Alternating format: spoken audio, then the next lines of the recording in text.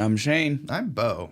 We are your Kentucky Fried Critics. And we're back for another one, guys. That's right, episode 18. 18, more Christmas. Last time I mentioned episode 16 was 4 months, but that's we're going by 4 weeks, because it was episode 16. But this would be the actual, I think I looked it up by date. Lines 4 up months. with from when we actually started. when episode 1 went up. All right. Anniversaries, That's aren't right. they fun? We're getting there, guys. We're doing this thing. Can't make it more real than this. No, can't wait for our first year anniversary. All right, guys. Before we get started, we'll take care of the socials. Pause for the cause. That's right. Facebook, again, is where we usually like to start this. That's going to be facebook.com/Kentucky Fried Critics. Real easy, real simple, no hyphens. Going from Facebook, we go to Instagram. Now, that's going to be Kentucky Fried Critics. We can't change. Your handle is your handle. It's You make that, you keep You give that. me time. Me and my hyphen army will take over Instagram eventually. No, I think that's one of those things that if you get important enough, you can just start a new one and contact someone and be like, can we just Can I just switch this? transfer it over to where it's like $50. this was always that one. After Instagram, we'll go ahead and talk about YouTube. That's the bastard child right now. It's the one that's completely different from all of the others. It's not hyphenated. It's not a straight spelling. Sticks out like a sore green thumb. That's right, because someone already had the one. It was before we had thought about doing any kind of hyphens. So right now that one sits at youtube.com/@KFCritics. Grumble, bitch, complain. Now again, as I like to point out, if you just search on YouTube for Kentucky Fried Critics, Dude, on mine, you're going to find us. Is it just because I do it all the time? I just type in K and it pops up. Yeah, that's because mine. you do it all the time. Oh, y'all need to get with me. Because again, we are active. Yeah, we are using it. We are it. People are viewing our channel currently. Yeah, good So people. Intelligent, beautiful people. That makes a difference. Then the last one we usually like to hit for our socials is going to be the website. That's the website from our glorious hosts over at Acast. They're the ones that let us put out this podcast. Thanks, guys. And that is also where our hyphens come in. Yo. So that's going to be at shows.acast.com/Kentucky-fried-critics. Warm tinglies. I needed it. My fix. Do I have a problem? I think I might have a problem. We'll Anybody see. else think this is weird? Tell me in the comments. Once we make the change to the rest of them, if you're still itching for more hyphens, we might have a problem. then it's going to be a thing. Again, they might will talk to always, somebody. we always will have new ones coming out with the episodes because Yeah. the episode titles Makes me get their happy. own hyphens. Especially when the title's long. I'm just like, man, look at all those fucking hyphens. One more thing that we usually like to tell you about, and this is a social, but it's not usually the kind of thing you think about when people are like, I'll give you my socials. That's going to be our email. If you just want to reach out to us. The original social. It is, really, but if it's you not think about it. It's not the one that most people think about when you say the word social. You should. This is where you can give us ideas. Yeah, it's where you send the ideas for movies. If you got a beer you think we should drink and therefore try our hardest to try to find something that goes then with it. you let us know. We'll do our best. We'll see what we can do.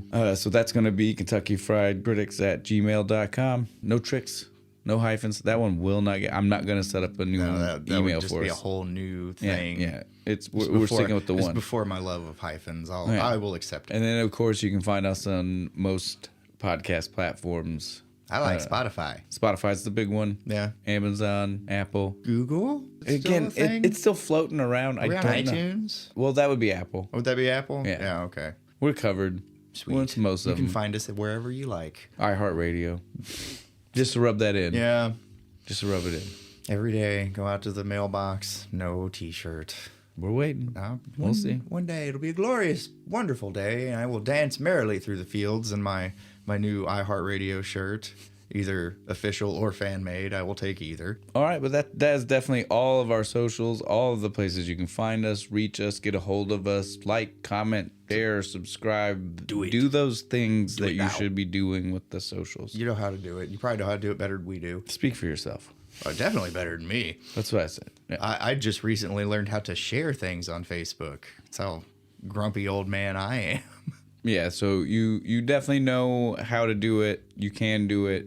Do it. Do what we say you should do. On that note, what are we drinking, Bo? What are we drinking? We're drinking some good stuff. This is the Great Lakes bourbon aged Christmas ale this time. That's right. We've done Great Lakes before, but this is their bourbon barrel aged. That's right. one. We did. We yeah. That's the one that we drank when we were talking about Santa Claus is coming to town. It was really good. It was really good. This is just the same thing. aged in some bourbon barrels. I don't think they tell us. But it doesn't tell us what type. I wish we knew what type of bourbon, because sometimes that'll help you know the kind of tasting notes. Again, this is our December Christmas movie marathon. We've got no special hints or clues with the drinks. Nope, they're all just Christmas ales. At best, maybe this one's fancy.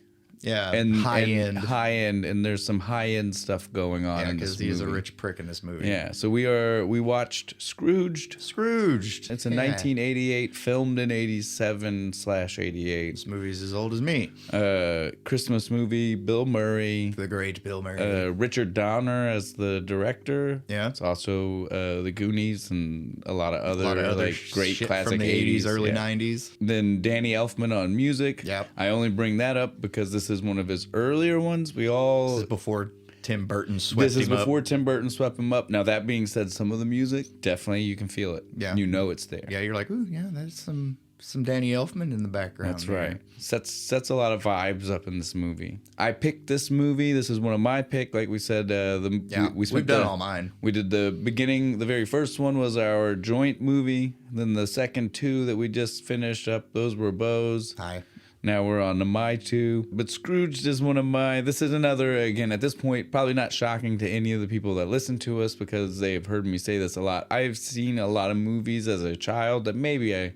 Probably should have. Yeah, they were maybe a little bit more adult than what people my age might have been watching. I think that was just us when we were kids, man. I guess. But yeah, I definitely seen this one. I did not see this one in theaters. Don't freak out, guys. I was not 4 going out to see this one. But I was definitely watching this regularly by 7 or 8. Like it was in our household Christmas movie. By that point, for sure. It was one of my dad's favorite Christmas movies. I picked it kind of in honor of him. Yeah, it's a great movie. As kids, we distinctly, I can remember at 7 or 8, one of the first times I have a recollection of watching the movie. We may have watched it before that, but it just wasn't. I mean, knowing your dad, it was too adult for it to really be something I enjoyed yet. Yeah, I'm playing with my action figures. Like the first time that I really recall watching it and being aware of what was happening in it. I paid attention. Was at like 7, maybe 8 years old, and me and my sister earned ourselves a family tradition from the movie. Because in the movie they mentioned that one of the characters mentions that they opened one Christmas present every Christmas Eve. It's a passing line in the movie. We'll hit it. We'll hit on it when we get to it. But I mean, again, just passing line, not important whatsoever. But you get 2 7-year-olds hear someone say something like that. We turned to look at our parents, and we were like, "That's a genius idea. Can we do that? Is this a thing? This is a thing, right? You heard them. They mentioned it, right? We're going to start doing this. The real thing. We have to do this." And so we did from that year forward. Did you get to pick, or was it just like it was randomized? So there were a few years where they were 100% like, no, you're not going to even take a chance that you get the good one under the tree. Yeah. So they would give us just something. That being said, there were a couple of years where they were totally... Now, again, in hindsight, I know it means that they most likely had already knew the best present was not under the tree. Yeah. Santa was bringing that one. It might have even been after a Santa year, but they just might not have been under the tree yet because we were diabolical, and so they didn't always put things under the tree. It was definitely one of those things where I now know, though, that they were most likely not having the best one under the tree, and that's why they did let us have free pick those years. Probably. Because they knew no matter what we picked, it's not going to be the good one. It wasn't the mega, it wasn't that one where they were like, no, that one waits for fucking Christmas. There's always the one, right? There's one where you got to... Oh, yeah, there's one. It's the big one. The big one. And not only is it that one waits for Christmas, that one waits for if someone else isn't there when they're supposed to be, you got to wait till they're there to open it. Yeah. That's when in your head, you're like, oh, I don't know what it is yet. That one's important. But I'm going to love that one. I have a very strong fondness for this movie because of all these different factors. Your memories of it are nicer and sweeter and wholesomer than mine. Mine are just like, I was on TV all the time and I watched it. Yeah, there you go. There's my memory of this movie. Well, and it's Bill Murray. Yes, gotta love Bill Murray. I don't have a whole lot else. I think we can go ahead and hit our little bit of who's in the movie. Again, we're not going to hit everybody. But there is a lot. There are a lot. We'll hit some of them when we run into them. If they're not super important in the movie, we probably won't cover them right now. We'll just wait when we hit their character, be like, oh, that's this person. Now, this movie was full of the, I know you. Oh, definitely. Every time I turned around, I was like, this guy, I know that guy from something. But so our big ones that we'll go ahead and for sure mention, we got Bill Murray. Obviously, we've already said that one several times now. He is our main character, Frank Cross. He is an executive for a TV company. Then we have Claire Phillips, played by Karen Allen. That's Indiana Jones fame. She was also in The Sandlot. Yeah. She's the mom in The Sandlot. Mom in The Sandlot. That's right. We've talked about her before. Yes, we have. That's right. Go back, listen to us. Yes, go back and watch that one. It's good. Next, we'll mention Bryce Cummings, the antagonist character in the movie. The new executive coming in. The guy from L.A. The L.A. scumbag. That's John Glover. He's in a lot of things.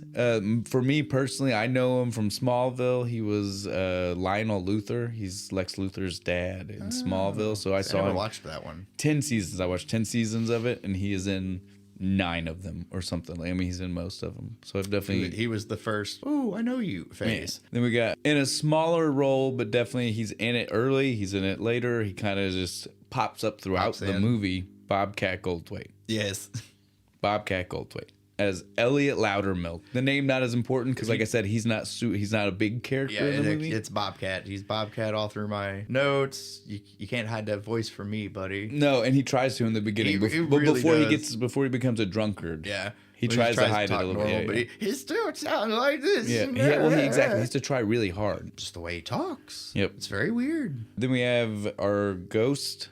2 of the 3. The third one is just obviously a person in a animatronic, something or another with a TV face. It was when we get there. The TV face was cool. The rest when we get there, we'll get there. We'll really go in depth about the rest of that costume. This is one of my favorite Grim Reapers. The other 2 ghosts, though, because we've not said that yet. I guess we should just take a break real quick before we just say ghosts. This movie. Obviously, the name should give it away, but it is a modern remake take on A Christmas Carol. Yeah, exactly. So it is heavily inspired by. It is obviously not Scrooge.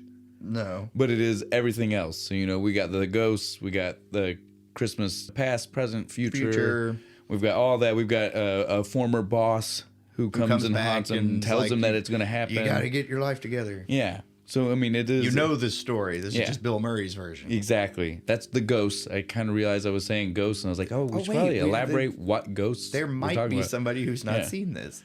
So then the first ghosts are our taxi cab ghost is played by David Johansen. He was in a band, the New York Dolls.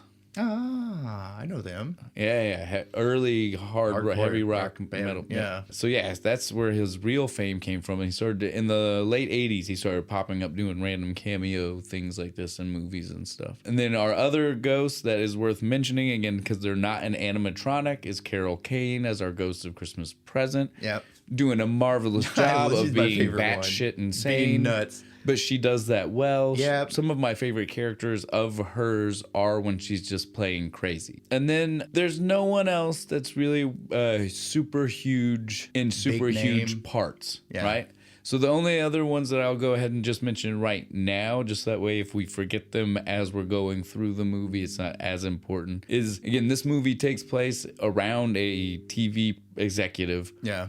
And he is also putting on a production of Scrooge. Yeah. That's the whole point. Again, a production of Scrooge, I'll point out. And they keep saying that like that's the name. And that is not, I want to say. Even the TV promo. It is not the name of the story. It is A Christmas Carol. By Charles Dickens. So I hated that all throughout the movie. That they kept even on the commercial. It's like join us for Scrooge. I don't know. I was like, well, and they would even say like a Charles Dickens Scrooge. And I'm like, that's not what it's called. Even the book the guy's reading on the front, Scrooge. Did they not get the rights somehow to something that was over 100 years old? I just don't understand. Well, I don't know. That doesn't because they not once say a Christmas because my dad Carol. owned like 100 copies of different versions of A Christmas Carol throughout all years. I doubt it. There's one Christmas. We'll just go through our favorite Christmas Carol movies. This one might pop back up. In the televised version of Scrooge that he is putting on, again, Scrooge, no D. His is just Scrooge. Not Scrooged. It gets confusing. The D gets hard on this movie too. You're just like, you say it and you're just like, did people hear that? Do they know I said Scrooged? But yeah, so in the TV production that's in the movie, there is Buddy Hackett, like the actual actor Buddy Hackett is in the movie, and then Jamie Farr. Yes. Which is great. Klinger. Yeah. And again, we barely see him. Right? Like he has like one line. We see Buddy Hackett a couple of times. Yeah, because he's playing Ebenezer. Yeah, but Jimmy Farr is totally just in there for the cameo in the promo, and he has like one line. Yeah, it was so random. I love the fact that he's involved. I love Jimmy Farr. We've got two other notable appearance people, but they will be mentioned super early on in the movie. But I'll just go ahead and name drop them. That's going to be Lee Majors and Robert Goulet. Yeah, but that we're at this point seconds away from starting the movie, and we'll be touching base on them immediately. All right, but that's, again, like I said, that's all the really big people. We'll mention a couple. John Forsythe. Oh yeah, sorry. He is. He's in a lot of. He's one of the ones I was like, I know you. That he is. Well, we see him in the flashbacks a couple of times. Yeah, right? Looking good. Got the suit, got the turtleneck and shit. Looking good. Lou, right? Lou Hayward. Again, he's not. He's the Marley ripoff. Yeah, Jacob Marley, the mentor to Scrooge. Yeah, he is Frank Cross's mentor. Exactly. Again, because even though this is a new version and they're not using the same names, there are the same character types and plot points. Yeah. All of this is happening. Now, I think we're good to go. We can get into the actual movie. Again, I think we could have just name dropped him when we got to him. I knew him. He was one of the few ones where I was like, I know you. Well, I know some of the other ones we're going to mention later. I have the hardest time with names and faces. So I'm probably like going to be the worst movie reviewer ever because I'm constantly just be like, yeah, I know your face and I can think of 3 things you've been in, but your name, nope. But yeah, movie. Let's do this. Yeah, let's get into it. So again, I've already touched base on the Danny Elfman situation we got going on. Yeah. I am the one that loves to mention the opening song. This opening song is great. It's dark. It's creepy. It gives you Edward Scissorhands. It gives you Tim Burton. You see why Tim Burton was like, I like this guy. He's creepy like me. Yeah, because this song, dude, like, and it's so simple. It's just and you're just like, oh, chills almost instantly as it's going through, and you're just like panning across. Oh, it's nice miniatures too of the Santa's workshop and and then all this stuff, and then zoom in and live action. It was a real nice transition. The intro song. This is a beautiful moment too, because this is the intro song is for the movie, despite the fact that we do zoom in on something that is within the movie, within the world of the movie, a movie within the movie. And so I love that we get to hear because we've watched a couple now where they would have just been letting us hear the music that was playing for that promo. Yeah. So then we'd see this commercial for a made-for-TV Christmas movie, The Night the Reindeer Died, starring Lee Majors. Again, we told you he was coming quick. Psychos have taken over Santa's workshop, and only one man can stop them. And Santa even calls him the $6 million man. It's the $6 million man. You've been a very good boy. Yeah, he just kind of looks at him like, yeah, all right, whatever.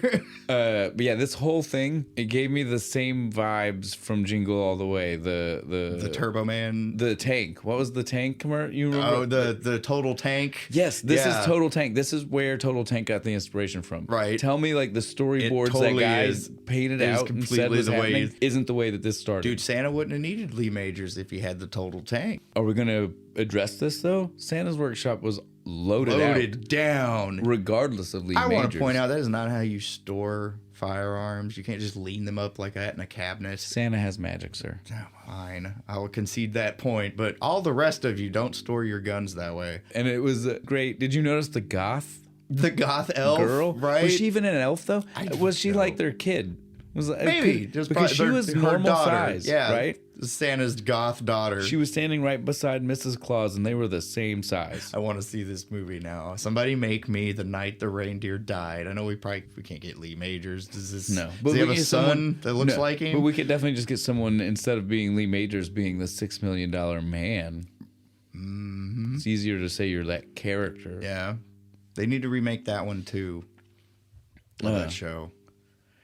But this isn't about Lee Majors. Yeah. This is just a TV spot. The next one is what was it? Like Bob Goulet's Down Home Cajun Christmas or something. He's being chased by a gator, by an alligator. The whole time he's singing, he keeps eyeballing it, looking back at it like, what the fuck? It's still there. Great. Again, that's it. That's the only thing they're here for. 2 random fake TV promos. Yeah, and then it cuts out of the TV into the boardroom. Well, no, not yet.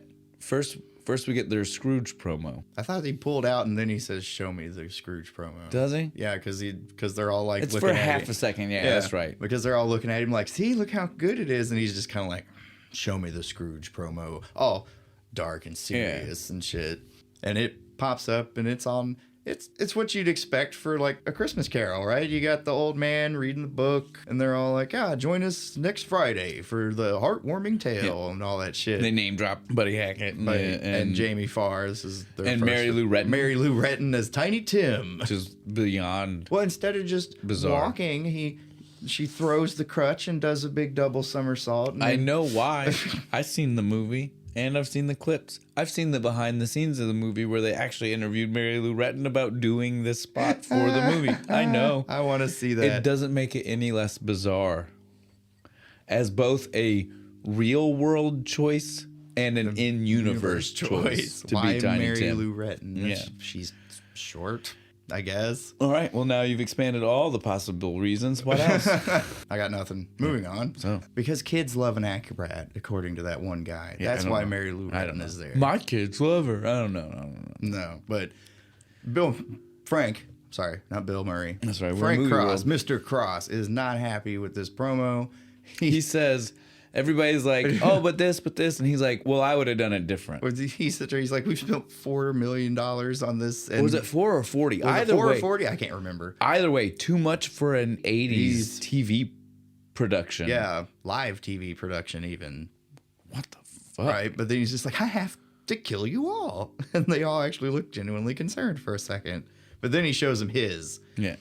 And his is terrifying. It's just Don't miss it or you'll it has die. nothing to do with The actual... Again, both here. It has nothing to do with A Christmas Carol. And it has nothing to do with his production. No. Because again, his production could have had nothing to do with A Christmas Carol, despite being called Scrooge. Yeah. But we do know it is. It is a very faithful production, despite the weird half-naked ladies dancing around. You can barely see him. But everything else we see of the production looks like a very faithful production. It's got the snow and the top hats. And Well, yeah, all that it looks like old school England. It looks like what you expect. Victorian era.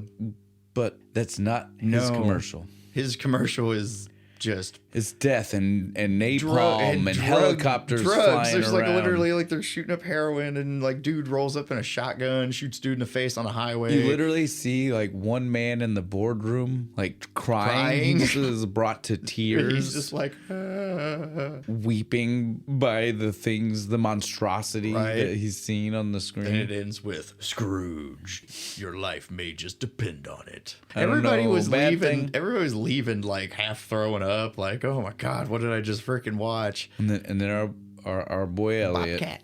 Yeah. Elliot, yes, his name is Elliot Loudermilk. Yep. Louder milk. Milkman. Our boy Elliot, though, he feels the need to stop, and he has to tell him. He's the only one with a freaking set of balls out of any of these guys. He's like, sir, I don't know if you know this, but that's not really the vibe. Right? Like, what did that have to do That's not Christmas, sir. with A Christmas Carol at all? I don't think my family would like to see a commercial like that on Christmas, or to see the thing that it's a commercial for. No, and Frank's just like, well, it's a little late to tell me this now, and he's just like, well, I just saw it. Yeah, well, you just told me, so. Right? And he's like, I did just kind of spring it on you. I tell you what, if I can change it, I'll let you know in 5 minutes. He will not. No, because as soon as he walks out of the room, he tells his assistant Grace, he says, who the fuck is that guy? fire him. Fire that guy. I want his locks changed. I want security to escort him out of the building. And she's like, you're firing him on Christmas Eve? And he's like, yes. Call HR, cancel his Christmas bonus. Thank you. Thank you. And you can see her just like deflated. Are you fucking serious? She's deflated because she's like, I wanted to be no part of that decision. Right. And right now you're making it feel like I was the one who made that decision. I'm the one who has to call and do it. He makes it worse because as soon as she does, she calls the people. He looks, there's like a drawing that her kid did and stuff. And he's like, this is crap. Rips it off the wall. Rips it off. He's like, it's crap. Get it out of here. I don't want it on the wall. He is a total dick. Yeah. And that's all that part was for, yeah, too, right? It was just to make sure we really knew that. lay it in. It's like, he's not even nice to his sweet secretary here. Mm-hmm. And then we see her, right? She makes the call, code 9. Yeah, because this happens so much that they they've just got have a a nickname code for it, so that way they can quickly do it, right? Yeah. And that is true because the next thing we see in the next scene, whenever he starts to go over with her the Christmas gifts, and he's looking out his window through the telescope, he is timing it. Yeah. Did you know it's 4 minutes and like 40 seconds, or right? something like that? And he's like, it's under 5. Yeah, and out the building. Louder milk. That is crazy. Right? Under 5 minutes because they were in some kind of skyscraper. It was tall. It was a big building. Dude, they threw him down. He was looking through a telescope. That's nuts. Looked like an ant from his perspective. That's why he needed the telescope. But again, while that's going on, we get to see his secretary Grace was going over with him the Christmas gifts he was going to give out that year. Everybody was getting either one of 2 things. Yeah. A towel or a VCR. Top-end VHS player. It is just a VCR, guys. Yeah. But at the time, you would still hear people say full out like the that. Full terminology. VHS player. Yeah, because this was like right after the VHS Betamax war. VHS had won. Yeah, that's right. And it was just starting to be like again at this point. Available. At this point, it still wasn't like every home. It was still like like most homes, but not every home. It wasn't one of those. They weren't cheap either. My dad told me like, man, the first one I bought was like $300. Yeah, they were expensive back in the day. And so again, for him to be buying anybody those. Yeah, and just giving them out as a present. He has to like you or you got just really great ratings. Yeah, and that's what we see. Unlike that one guy. He's what asked. He's like, what were the ratings on that one show? Towel. A 5 with a 70 overall. I'm like... But either way, it wasn't good to him. Yeah, it wasn't good enough, so he gets a towel. And then she says, what about your brother? Towel. And she goes, what? Your own brother? Yeah. Yeah, fuck him. As we're finishing it up and everything's leaving, we find out the boss is coming. Yeah, the president of the entire company. Because this is where it gets weird, right? So he's the president of that network, and so it must be a company that owns multiple networks, like a media company. Yeah, like the guy that Alec Baldwin worked for on 30 Rock. He is the boss of IBC. Yes, but this guy is the guy who owns the umbrella company over something it, weird like that. Because he kisses his ass the second he walks in the door. He's like, "Oh, you look good. You've been working out, Grace. Why didn't you tell me?" Preston Rhinelander. That's a weird nice, name. strong German name. In their rush to try to make him look important and busy, real quick, and he's sending her out the door. He says, "Oh yeah, and by the way, you get a towel for yourself. Put yourself down for a towel." And she gets upset. What about my bonus? Obviously so. Yeah. And he goes, "Oh yeah." And a face cloth. Yeah, there you go, because she did such a great job. She got more than most other people. Got more than her. Got more than his brother. Yeah, there you go. Gee. He thinks more highly of you than his own brother. You should feel privileged you got a face towel with the IBC logo on it. That's right. But then, like we said, Mr. Rhinelander, Preston, he comes in, Grace leaves. He comes in with the craziest fucking idea. The most batshit insane plan I have ever heard. He was like, so let me pitch this to you. I think within the next 20 years, animals are our next demographic. Cats and dogs. I have this report. These scientists that say that they're starting to notice the things on the screen and actually watch them. I'm telling you, they are our next demographic. Programming for cats. It's genius. Wasn't there a dormouse in Scrooge? No, but now that you say it, I think there should be dormice. Yes, genius. Even better. My favorite part was he's like, you remember Kojak? And he had the sucker nose thing. What about a detective with a piece of string? Dangling in front. Of quick, random movement. I'm like, you know what? A cat would watch that. They would, but this guy is nuts. Right. For pitching this idea. As soon as he gets in the elevator, he's like, I wish we could fire Right, I wish guy. I could fire that guy. Jeez. Right? Because it's insane. Yep. Yeah, so then once that wraps up, he gets back to his office. He tells his secretary, Grace, he's like, I need you to say we need to work late because this guy's nuts. Yeah, he ran into Bryce, too, in the elevator. Oh, yeah, no, that's right. That's why he goes running off. Yeah, he meets Bryce, that's right. After escorting Rhinelander to the elevator and turning around, he runs into Bryce. And at first, we have no idea why, right? Like, he just says he's going to introduce himself. He's like, I'm going up to see the big man. He says they've met. He said they met. We met before. Yeah, some random going place. up to see Preston or whatever the fuck. Yeah, because he's friends with Preston's son. They went to the same school. And so it's really weird, really awkward, Frank really is strange. Frank knows right away. He's like, threat. Yeah, and so he tells Grace, we need to find out everything we can about him. We're going to be working late. I need you to do this. And she's like, I can't work late. I told you this already. I have a doctor's appointment. I have to take my kid. But if I can't work late, you can't work late. If you can't work late, I can't work late. He just spits out a lot of nonsense. And if I can't work late, I can't work late. Right? Like, it was just a lot of nonsense. Right. She was like, what are you even fucking saying right now? And then she hits him with the magic. Again, she'd been hiding this in her back pocket. Right. She knew this. She was waiting. She was. And she just goes, oh yeah, by the way, Your brother's in your office. And I didn't Deuces, tell him. And right? I didn't tell him about his towel. But she was just waiting because she was like, "Oh, I don't even have to worry. I know I'm not staying because I'm going to mention this and then I'm out." Yep, I'm leaving. Bye. And so she did exactly that. She mentioned this and then she was out. At that moment, we see he gets to meet with his brother. Did you see in the exercise room? Did you see what was written on the wall up there? Cross definition: a thing you nail people to. Right? What the? It's all kinds. Well, again, it's supposed to be like that '80s, like crazy, like hardcore American business Psycho kind of businessman. Yeah. Win, make money at all cost, fuck family and everything else. That exercise room was nuts to start with. But yeah, so we get his brother James, who we see a few times. All of the people in the Cross family are played by actual people in Bill Murray's family. You told me that. Isn't that amazing? Like this is one of his brothers. This is one of his brothers. Then the guy who plays his dad, we'll get there soon. But yeah, in the flashback, we'll have somebody who is one of his brothers, and then we'll have one more, his fourth. I think there are only four. Lord help me, I might be wrong. He might have sisters too. I have no idea, but I definitely know that the four that I've seen before, a Murray Brothers production. They are all are playing people in the family. Yeah, that's even better. They kind of keep the facial structure looking the same. Mm-hmm. So it was I think it was a great idea. It was. It looked good. I totally believed they were brothers. I just thought it was good casting. Yeah. Well, now you know it was good casting. Like, oh, it was great. Best casting you could ever do. He sees James. They have a little bit of banter in the building. James follows him out of the building. Like, we don't even know why. Like, much like Frank himself, we have no idea what the fuck his brother is doing. No. Just kind of walk out onto the street. He's trying to just ditch him, right? Yeah, he's just trying to walk faster and faster and not listen to what he's saying. And he's following him. He's like, finally, he pitches what he's there for. He's Frank like, knew. Yeah. He's like, hey, man. You want to come to family dinner? You come in this year? Nope. We'd love to have you. Absolutely not. But why not? Because Christmas is a crock. It's for children. I worship my Christmas by doing what I'm doing and having millions of people love the things that I'm putting out there for them to watch on Christmas. I'm Christmas's biggest fan, Yeah. He's such a dickheaded comment. It is. And he's like, I like you. I like being around you, but send me a Christmas card. Make sure it's on recycled paper. I like that part.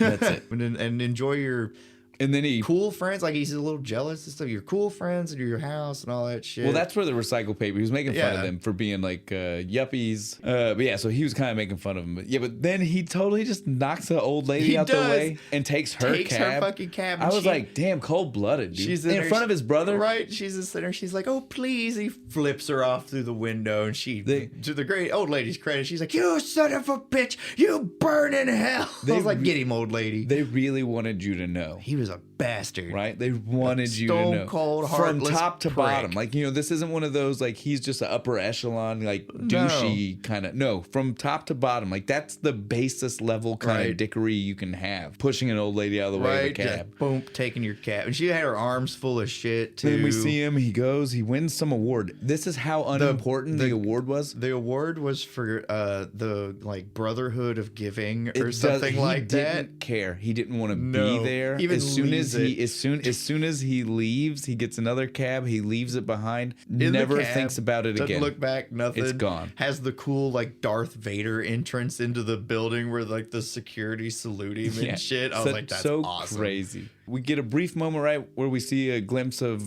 Grace, where she lives at. I think so. Yeah, she's taking her kid home, and it's the first time we hear she mentions the doctors. I'm paying $200 to a doctor to tell me that you can't speak when I sit here and I can hear that you can't talk. Yeah, that's when we get that moment. That's that part. It's a little bit of a glimpse for us. We see she lives on the rough side of town. We know she's got a kid that has some major problems. We don't know much what it is. With the boy. We know he can't talk. We don't know anything beyond that. That's it. That's all we see right now. They give us this slow build-up for her character. Most everybody else we see, you know everything about them you need to know in 30 seconds. She's the one where they kind of milk it out for a little bit. Yeah, everybody else is like, here, this is me. Face value. Yeah. But then we cut back to the office, right? After we see her. In his now office. Is when we get the hauntings. I love this because, again, I saw this at a very young young age the first time. This is the beginning of like, it's not crazy scary because the comedy starts up immediately after some of the scary, right? Right. But for a little kid, it's really hard for you to like wait for the comedy. You're so scared by the scary that you don't see the immediate comedy after it. Yeah. So this is one of those moments because when he first sees the ghost's presence, right? It beats the fuck out of that door. That door is punching dented the in, shit out right? of it. And I mean it. I was so scared as a little Yeah, kid, I right? can see that. But then immediately, I mean, we're talking about 30 seconds. 30 The seconds. door comes down. He walks in. He's in golf clothes, bright carrying pink. his golf clubs and shit. Got the little hat and sunglasses and shit. Don't the gloves mind me. Even the little golf gloves. Don't mind me. Walks over to the bar, pours himself a Starts drink. pouring him a drink. Total comedy, right? But again, You think it's even- 7-year-old me yeah. was so scared. Especially when the door exploded too. Oh, That dude. probably was even like the cherry on top of like, cover my face. It was intense for sure. Scared Bill, he pulled his gun. Pulls his gun out. I love it. He's like, bam, ba-bam, blam, blam, blam. And then saying it while he's shooting. And then he just slowly turns around. I don't care if you hit me, kid, but go easy on the Bacardi. Takes a drink.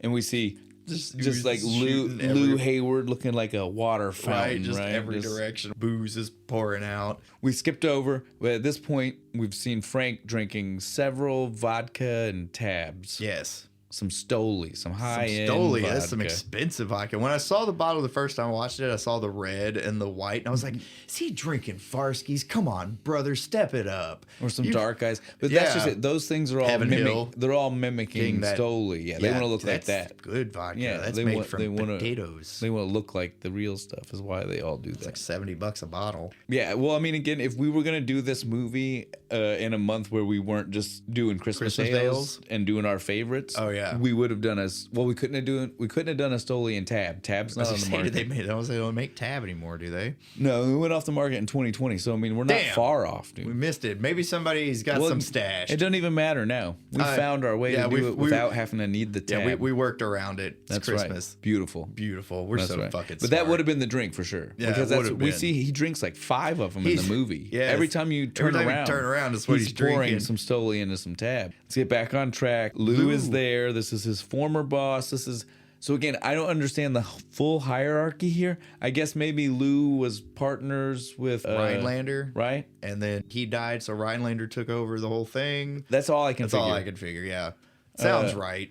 Or Lou just had the job that Frank has now. Could be. He could have just been the president of the network, and then he was still answering to Rhinelander. But somehow there's some kind of something. He was mentoring Frank. Yeah, we know that. They were mentors and friends. Yeah, best friends, he says. Yeah, so they partied and got bitches together. Pretty much. That's what it Pretty meant. much. We see enough of their relationship once we start going a little bit further that's definitely all that he means. The line where he's just like, I was adored by women. He's like, we both know you just paid for them. You paid for the women. Let's be honest here. Yeah. Exactly. You paid for the women. Right after that line, he goes, "You're the man who invented the miniseries." And I was like, "What? What a claim! What a claim!" Hey, that's a huge claim to fame. It is, right dude. there. I'm not saying. Made me think. I was like, I want to know who actually did invent the miniseries. How long have we been I'd love to know the shit? fictional miniseries that was the one he created the miniseries with. I would watch all the movies and shit they came up with in this movie.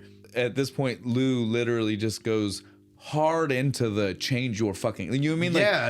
Again, Marley in the original kind of yelled Christmas at him Carol, and shook his chains. He tries to ghostly scare him for a little bit first, right? Fuck no, dude. Lou hardcore goes, look, I know what I look like. That shouldn't be scary. You want to know what's fucking scary? What's fucking scary is what's waiting for you if you don't fucking change your life. Right. You need to change your life fucking now. If you don't fucking change your life, he goes fucking hard. holds him out the window. Dude, that scene looks dope. Right? Where the effects for that. The hand where and you start to see the zombie arm falling apart. So good. And finally give way. Practical effects. For a split second, Lou thought he was getting to him. Yeah. Getting through to him. And when he didn't, he shoves him through the window. We get the cool practical effect. The arm falls off. Yeah. He goes flying down, falling out of the I like when he's pushing him out the window. He's like, oh, Lou, please, no, they'll think I'm a suicide. But when he falls, he lands back in his office in his neat little shade lounge thing. Nothing happened. Nope. Nothing wrong. So he doesn't know if it's real or not, what's going on. He has been drinking a lot. But then he rolls over, right? Yeah. Looks and he sees the phone dialing itself and calls a woman named Claire. Now, again, I've seen this movie 100 times. Yes. I can't practically remember a point in my life where I haven't seen this movie. So it's really hard for me to picture a world where you don't know who she is. But like just trying to picture this movie the first time you've seen it and not knowing who the fuck this character is, like, it seems why like is this she would probably be fucking really important? weird. Yeah. For the ghost to call her right after the scene we saw. It did. Super weird, but he jumps up, grabs the phone because it goes. And he starts talking to her. Yeah, and he's like, something He's happened. like, we not talked for 15 years. 15 fucking years. He's like, but I definitely do need to talk to you. Something How is crazy. their number still the same? Well, it was in the Rolodex. Did you notice it was in the... Because this was pre-caller ID. So the fact that it said Claire after being dialed doesn't mean that it was caller ID information. It means that there was like a programmable Rolodex in the on the phone. Yeah, they had those. You could sit there and you push. So that means her number was still saved. 15 years ago, there wouldn't have been a phone to save it in. He has kept her number. Aww. Well, I guess. We also live in New York or some shit. How the fuck do you think she still has the same phone number 15 years later? Do you think she's renting the same hovel? Because you see her. Yeah. She's renting a hovel. Do you think it's the same one for 15 years? Maybe it's She's rent. moved all over Maybe the it's city. rent protected. I don't know. Maybe. She only pays $50 a month. She got it from one of the homeless people. Right, and she's like, yeah, man, I ain't fucking going anywhere. I can maybe believe this. All right, I'll give you credence to that. Yay. He leaves a message with her. Did not get through to her. No, it just goes on like something weird happened. Something crazy or happened. didn't. I don't know, but I have to talk to you. Well, that's almost the end of that scene, right? Then we see him go to take another drink of his vodka and tab. And he spits out a golf ball. He spits out the golf ball because he showed up with all the golf stuff. Yeah, it's like, that wasn't a dream, was it? It's like, yeah, otherwise there wouldn't be a golf ball in your mouth. And Claire's fucking phone number wouldn't have been ringing, right? Well, all of this because again, he didn't dial the phone. No, the ghost did. I assume Lou, because it doesn't show anybody. Well, and there are no others. He mentioned the 3. Yeah. Like he's supposed to, being our Jacob Marley substitute. Yes. Yeah, he said specifically, the next one by 3 ghosts. Well, the first one won't be here until tomorrow at noon. Yeah, whatever time or something. I think, yeah. So he knew it wasn't yet. So I guess it had to be Jacob. Yeah, had to have been. Calling the number. Then we get another look into Grace's life, right? We see now that she's got a lot of kids. Yeah, she has like 5. 4 kids. or 5. They're all piled in this tiny ass apartment, and they like to pick on poor Calvin. Poor kid. Right? We hear in the distance, like it's her and her mom maybe, I guess, and her oldest daughter all talking in the kitchen. Yeah, and we just all of a sudden we hear like too much fun. They're like, we don't have a tree. He's like, yeah, because they're decorating the trees. Like, yeah, we do. Yeah, we're decorating trees. Like, no, we don't have one. She's like, yeah, we do now. And they go in there and they got poor Calvin. But then you even hear the one woman say, like, looks better than he did last year. Meaning they do this to him. He looked all the time. So sad. So defeated. Because, right? Just, you can tell. They take advantage of this kid because he doesn't talk. Yeah, because he won't say anything. It's awful. It is. I felt so bad for him. They're all like, plug him in. Yeah. Even the mom laughs. Even Grace, she's trying not to, but she does. I'm like, man. He's going to see that. He's going to remember that. Right. He's going to remember that you laughed. That's all it was there for. It was, again, just more of our slow build to know a little bit more about her. Yeah, she's the only one that gets like character development. It's just her. We don't get that for anybody else in this movie. She's very important in that. In case you didn't realize, and her son, Calvin is our Tiny Tim character. Yeah, Calvin, her son, is obviously. Yeah. In case you didn't catch that, that's the reason he doesn't speak. Yeah, that's his affliction. Yeah, instead of being on a crutch, he just doesn't talk. Instead of being on a crutch and tiny. He doesn't talk in his tiny. Again, that's all that scene was there for. It's just setting more up for us with that family. I'm fine with. I love when movies do shit like that. A lot of movies, they're just like, whatever, they'll realize it. Then we cut back to Frank's office, making me wonder if he ever went home. Did he sleep in the office? I guess, because it's morning now. He's like eating breakfast. And we see one of the women that was in the boardroom. One of the board execs, we don't know exactly who she is, talking about how this is a star-studded cast. Familiar face. It is 100% the mom from the Goonies. Oh my God. It's Mikey and Brent's mom. It so is. Nice. Like we said. Richard Donner directed this. I bet he just like, no, hey, I was gonna say bitch that. did a good job. I was going to say that, dude. Nice. Networking.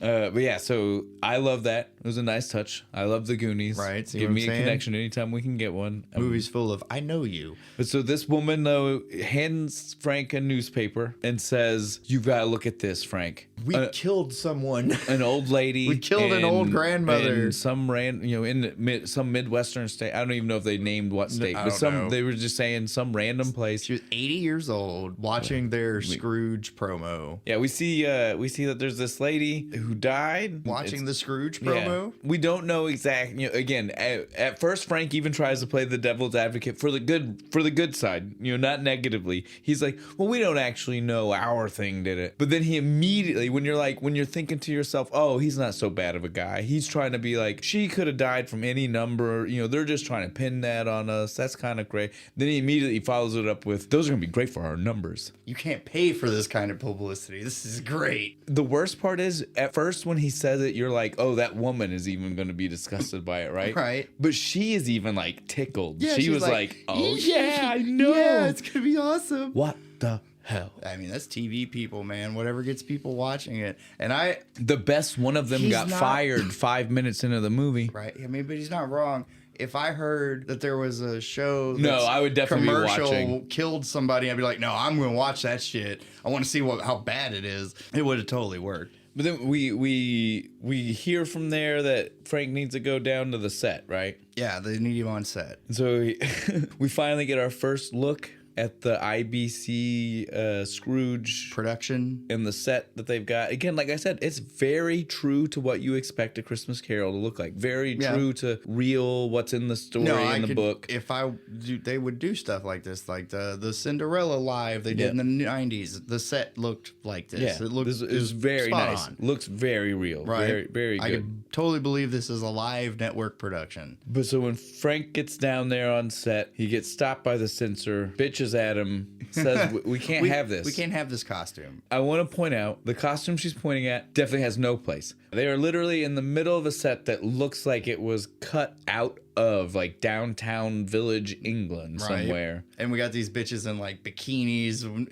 Don't get me wrong, still like Victorian hat. yeah, they got a top hat. But 100% does not fit for where they're standing. But they're the dancers, and the dancers gotta look sexy, man. I guess. mean, But so the censor is like, look, her full on nip. I could see her nips. It is out, and you could. Yeah, there you could see them. It was definitely like full top third, You fourth. couldn't see the bump. Yeah. But you could definitely see the. You could. You knew it was a nipple. Yeah. And those two guys come up and they're just like, I mean, you can barely see it. And he's like, And yeah, he- see, they're really looking. Yeah, exactly. They're really trying, and they can't. And she's like, well, we're not finished talking about this. Clock. She gets knocked the fuck out by a lamppost. First of many. Yeah, this poor bitch gets constantly She's getting fucked up through this whole Beat thing. up. Every time you turn around. poor censorship lady. Right. That being said, I don't like the people that do that job. So So fuck her.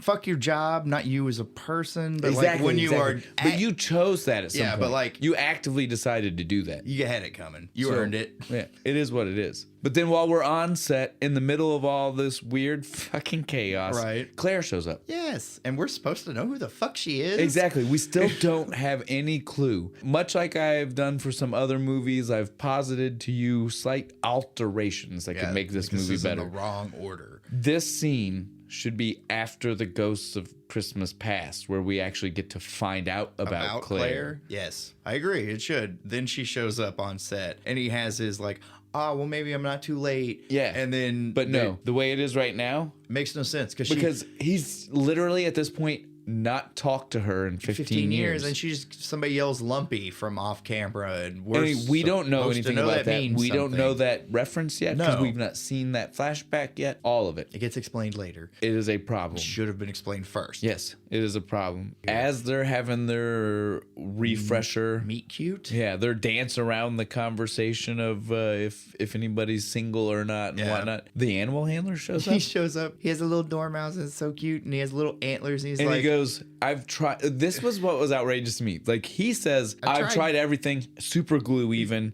didn't work. And then Bill Murray's like, staple it. Okay, my problem here, again, staple it was obviously outrageous. Right. And that everybody in the scene agrees that was outrageous. even Claire's like, super glue was no. outrageous. Yeah, you shouldn't be putting super glue on a fucking mouse. So I was like, I can't believe that we didn't all gasp when he already said super glue. Right. Because to me, I was like, PETA is already freaking out. Right? You can't use super glue on a mouse. What's wrong with you? You have to use the The weird type of, you know, like you can drop water on it to break it apart and stuff. Water-soluble glue. That's what you have to use. Fuck that was nuts. Yeah. The way that thing was positioned on its head, the mouse's hand, mouse's hand could never have got it off. Knocked it off. No, you could have put an elastic band under his little mouse chin and it would have worked fine. You're talking staples and glue and shit. But so again, he did throw out staple it. Claire freaked out. Yeah. Rightfully so. I will call the Humane Society. But even when she freaks out, she is still not against it. No. This should be his first sign that the door is still open, because she did not hear that and immediately say, fuck dude, I've not talked to you in 15 years. That was nuts. I'm out. You're still an asshole. Right? No, she was like... All she says is like, you're still trying to control the world? Yeah, still acting like it was cute. Yeah, and he's like, well, you're still trying to save it. And it's like, it's like, no, you're an asshole. Fuck you. I don't get why she's so it accepting. Stays every time they have an interaction until the end when we know he's changed. But in the beginning, the very end. Because she's like this the whole time. Yeah, she's even when he's nice. an unchanged man, she is still very interested in him. And I do not understand it. She's totally willing to go with it. Just like, especially after we see we're jumping ahead. Right. We're literally about to get there. We're about to have our flashback. Yeah. And we'll get to address exactly what went down with them and why this is so absurd for her to act this way. All that happens next is he goes to lunch. No, I know. I know that, but again, we don't immediately talk about those scenes. That's why I was saying, like, we're about to talk about their relationship. We're not yet, though. They have one, when they travel back in time, we get one stop before we start with them, right? That's what I was getting. Yeah. Okay. We won't talk about them immediately. We do, we see there is this stupid dinner. Yeah, he goes to lunch with fucking Rhinelander. Yeah, Rhinelander. I can't remember his first name, but Rhinelander is a cool name. I'm gonna steal that. Yeah, so he has another dinner, and then he says nothing really happening. Bryce is with him. Yeah, he says I hired Bryce to help you. It's like and I he knew kind it. of flips but out. then at the moment though, he looks at the time. It's noon, and he gets a drink served, and for a split second he sees the ice cube looks like an eyeball. Yeah, that's an eyeball. Another one of this whole dinner or lunch, whatever this meal freaked me out as a kid. It's the secondary.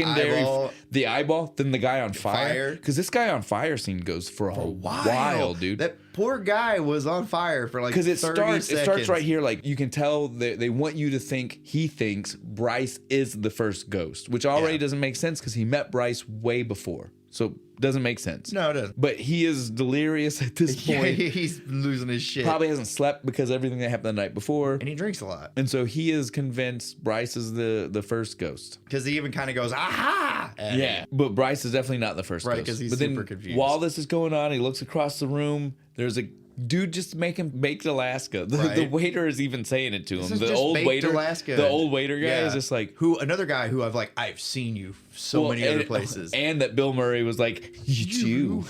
Are you him? You? He's like, no. Are you he? He's obsessed with. Are you he, sir? He does. Every time he says something, he corrects his grammar. But yeah, so it's real crazy. But the baked Alaska guy, he thinks is on fire. Right, full flame. It stays that way for like 5 minutes. We just see he just keeps looking over, and nobody else is reacting to what he sees as a guy just slowly burning to death. And so he finally is like, I just have to leave. I have to go, guys. I have to get some air. Right. I have to go. And as he's walking out the door, he immediately beeline straight to that guy with a pitcher full of water and tosses it straight on him. And as soon as he hits the water on him, you see no fire. No fire. He's just like counting money. Counting his tips. Like, what the fuck did you throw water on me for? I love what he tells the guy. You know him? I thought you were Richard Pryor. What the fuck? This dude is white. Italian at best, like right, like maybe a little bit of some tannish, like olive, right? He had a Jerry curl. I mean, but he was certainly not black. He was certainly not Richard Pryor. That's some funny shit. And in case you're wondering, Richard Pryor accidentally lit himself on fire one time and ran down the street. Hence why he thought you looked like Richard Pryor. And again, on fire. That's why that guy was very confused. Because like, he doesn't know there was a fire. To hell, I'm not on fire and I'm not black, dude. Yeah, it was great. But so, yeah, once we get outside, though, is when we finally see the cab. Yeah, the cab. Our first ghost. This time, instead of Frank stealing a cab from someone else, The cab steals Frank. him. Yeah, because there's another one. That was going to get him, and he just bumps it out the way. This is where we get our first ghost. The ghost of Christmas past. That's right. It's even on his license. Yeah, well, he announces it right away because Frank's like, what is this? This is crazy. You're not taking me where I need to go. He's like, no, I'm taking you where you need to go. I'm not taking where you want to go. Right. And he's like, check it out. I'm the ghost. That's all he says, right? Yeah, the ghost. I'm the ghost. Because that's what Frank's been saying. He keeps calling people the ghost. Now, are you one of them? The ghost. Are you the ghost? And so that's what he says. I'm the ghost. He's got that real Brooklyn accent. He's got like the crazy like vein, like zombie vein things coming off to the side of one eye. Just one of them. Real fucked up teeth and shit. They did his makeup so well. He was so creepy, but on the verge of still just looking like a guy. Right. It was perfect. It's fantastic. But yeah, so he's like, I'm going to take you to see the past. We're on our way back to the past. So first stop they go, 1955. Yeah. Gotta love 1955. Good year. It's Back to the Future. That's where they go to in Back to the Future. Saying, good year. It's always the year you go back to. No one wants to go Why to do people 1954. go back to 1955? 1954 sucked. And 1956 is kind of meh. So they go back to 55 to his childhood home. He was 5 years old. Yeah, little kid. We've seen somewhere in the movie they mention, or somehow it gets shown on screen, that he was a 1950. So he is definitely 5 and 55. Yeah. Keeps it really simple for you to know his age throughout the movie that way. Which I think is part of why they made sure to set it up like that. Probably. Right? Like, so that way, the math is easy for because everybody. we're going to hit a lot of years here in a minute. Like right after this, we start going really quick. It starts in 55. He's 5 years old. He's glued to the TV. His mom's watching, chain smoking while pregnant because it's that kind of thing. Dad shows up. He's home. Time to celebrate. Christmas. What'd you get me, Dad? I got you 5 pounds of veal. Prime, milk fed. Which, to be fair, that's nice, but he makes the statement. He's like, I just can't believe that I was so ungrateful for such that's like $50 worth of prime veal cutlet right there. No, he's not lying. Like a fucking veal cut like that's some prime shit. Now, again, the other thing I want to point out that's worth way more than choo-choo, all I'm saying. The other thing I want to point out about this scene, though, is, again, like I said earlier, the dad. Dad is being played by his older brother. This is Brian Doyle. Eldest? Brian Doyle Murray. Yeah, this is the older Murray. The oldest Murray. I think he's like 5 or 6 years older than Bill. Damn, that's a bit older. Yeah. That's the end of the past scene there in 1955. But he did cry. He did cry. He blames it on other stuff. But he cried. He gets back in the cab and he's like, take me back to my office. And so he says, all right, I'll take you back to your office. And so he takes him. And it was in the IBC building. I was just saying, I think it's the same building. 1968. Good year. So again, he's 18. This is like his first intern job. Like his first job. Because he's the mailroom. Yeah, we see him. He's delivering mail and during shit. this massive, Christmas crazy 60s swinging fucking Christmas party. Right. You hear stories about the chicks the secretary is taking Xeroxing scans of her ass and all this other shit. Dude is definitely hitting on random chicks. We heard about Lou. Lou's over hitting on the hot Asian. He's definitely gonna and Xerox girl. Yeah, and he was Xerox hitting on girl. everybody. He's hitting on anything that moved. Xerox girl throws herself at Frank, who and he didn't just know. Oblivious. He didn't know. He sees it in retrospect. He even tells the ghost, he's like, I'm an idiot. And the ghost has to remind him. The ghost has to remind him, look, buddy, we're here for someone more important. Not her. We're here for someone more important than Xerox. Not that one. We're going for a different one. And we see what happens as he left the building because he was leaving because he was done with his mail. Yeah, it's a hard cut. Immediately he goes. He was done with his mail. He already told everybody in the building, like, I'm not staying here. Told the lady I can't get Chinese with you. You heard. She wants Chinese. You heard, right?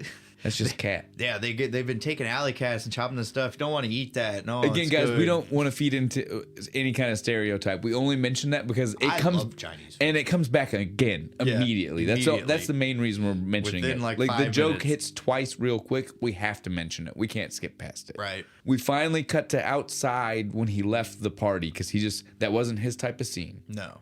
Because this is before he's all about business and trying to butter his way up to the top. So he didn't care about He just staying. loves TV. Yeah. He was like, I'm going to go home. On his way home, he gets cracked in the face by a door.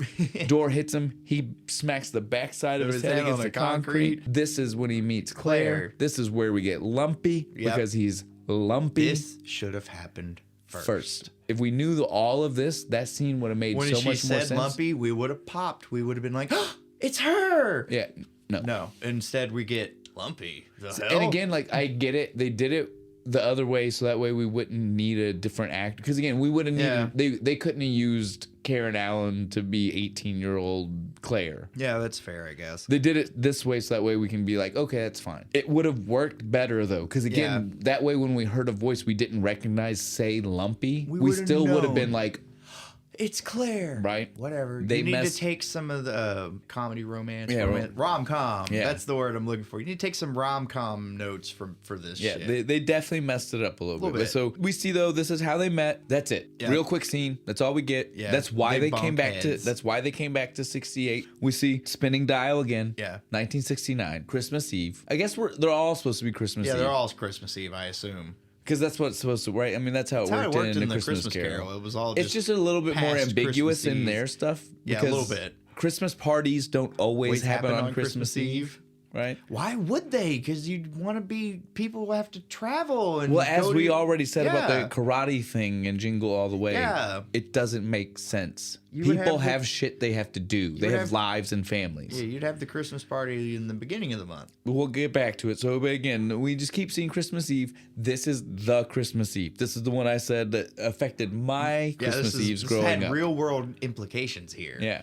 So this is the one they've been together for about a year. Yeah. She's sitting in the bathtub. They are living together. Smoking a joint. Smoking a joint in the bathtub. It's the 60s, you see. And our ghost of Christmas past is trying to be a perv. Yeah, and he's like, hey, yo, look somewhere else. Go look up. There's a gorilla climbing up the building. We hear Frank from the other room yell to Claire, can we go ahead and open these? Right. And now what's funny is he was the one that wanted to, and she came in and said, yeah, we can. And then he was like, well, in my family, we only did that if it was something to spoil. I was like, you were the one who instigated this conversation. He just wanted to drive home that, yes, I was poor. Remember how poor I was? Remember that? Like the veal. The veal would have spoiled. You open it right away. Your dad was a fucking butcher and you got meat. But so she was... Try living on spaghetti for a year. So she told him, though, she was like, when I was growing up, every Christmas Eve, we got to open one Christmas present. Now, this is where you asked your question, did I get a pick? Because they don't pick for themselves.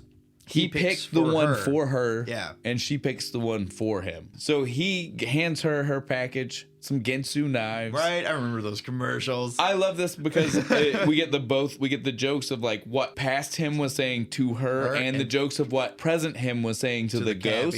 Yeah, fucking beautiful. It was because like he's trying to be like yeah, it was impressive to the ghost, and the ghost is like, I know it's Ginsu, I get it. They can cut 10 right before he says it to her. Beautiful. Cut through a tin can like a tomato. Yeah, I love it. It was great. I never trusted a girl enough to give her 12 sharp knives. That's a great line. It's a good line. Because he knew when she opened it, it was a stupid gift. Yeah. Well, I think it was all for the joke. Yeah. Right? Like the joke was right? Like it had nothing to do with the knives. It was good. But then she gives him her gift to him, which was the Kama Sutra, which was weird. With an actual Sanskrit inscription to him. Did they ever say what the Sanskrit inscription said? Nope. They're just like, no, it's in Sanskrit. Yep. Doesn't matter. It's funny though. He's. I didn't need a manual. Just for the record. To the caveats, he's like, I didn't need a manual or just anything. For the record. But then it's even funnier because he's sitting there, he's flipping through. He's like, I love this. He's like, did that, done this. Buddy of mine did this one. Buddy of mine did this one. I don't believe this. Right. And what's it say?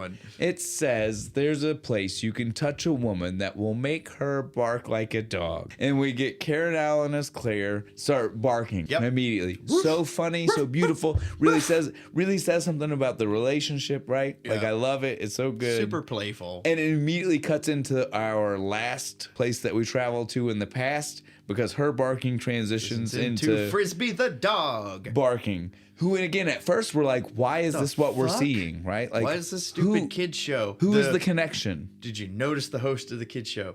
This guy I knew. He's the executive vice president of Recall Industries from Total Recall that comes back to tell Arnold Schwarzenegger, like, hey, this is all just a dream. Take this magic pill. And then he shoots him in the face. As soon as I saw him, I was like, wow, you rose far from your humble origins of Frisbee the dog. Deep cut. Super deep. It was awesome. Couldn't help it. So Frisbee the dog, at first we just have no idea what the fuck's going on? What our connection to Frank is, right? Then he pulls the mask off. Frank is Frisbee, his boss. This is Lou pre-zombification golfing mode. Right. This is where I said he looked good. He had the nice Lou is there with his assistant, and Hitting on her. and he's like invites Frank to Christmas. They're gonna go to Christmas on the dinner yacht and shit, right? And is that what they said? Like they were limo, bring your girl, and all this other shit. And so he's like, "Sweet, we're moving on up." And so Claire shows up, and he's like, "We're gonna do this." And Claire's like, "We've already made plans with our friends." And Frank's like, "Fuck that shit. This guy doesn't make plans like that. He said today. We're doing it today." Dick. He's a total dick about it. He's a total dick here.